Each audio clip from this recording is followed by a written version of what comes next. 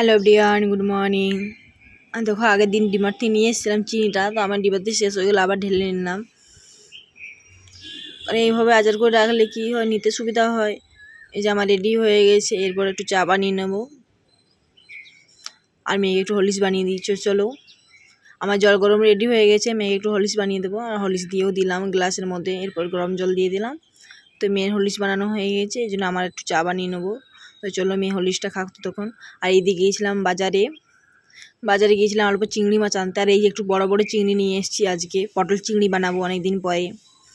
তো দেখো, পটল কিনে নিয়ে এসেছিলাম আগের দিন সুপার মার্কেট থেকে। পটল কেটে নিয়েছি, আলু কেটে নিয়েছি, পেঁয়াজ কেটে নিয়েছি। আর এদিকে দেখো সব রেডি করে রেখেছি মশলাগুলো। আর এদিকে দেখো চিংড়ি মাছটা বেছে নিয়েছি তোমার, আর মাঝে মাঝে করে পিস করে নিয়েছি, কারণ অনেকটা বড়ো ছিল।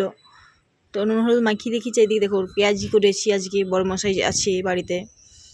তো আমি এইদিকে দেখো চিংড়ি মাছগুলো ভাজাও হয়ে গেছে, আর বড় মশাইকে মুড়ি দিয়েছি, পেঁয়াজি, কাঁচা লঙ্কা, টমেটো আর চানাচুর দিয়ে মুড়ি দিলাম। আর এদিকে দেখো খাওয়া দাওয়া হয়ে গেছে। এদিকে দেখো আলু পটল ভেজেছি, চিংড়ি মাছগুলো ভেজে অর্ধেক তুলে রেখেছি। আমার রান্নাবান্না অর্ধেক হয়ে এসছে, পটল চিংড়ি করেছি আজকে। তো চলো, আর ভাতও রেডি হয়ে গিয়েছে। তো ভাত, কেন্দুরি ভাজা, পটল আলু চিংড়ি বানিয়েছি। তো আজকে এই ছিল দুপুরে মেনু। আর এই দেখো বিকেলবেলা এখন বড় মশাইয়ের জন্য করেছি সাবুর পাঁপড়, আর তার সাথে বেশ লাল আদা দিয়ে চা। কার না ভালো লাগে বলো? আমি বললাম দুধ চা করি, বলছে না লাল চা অনেকদিন খাওয়া হয়নি, লাল চা করো।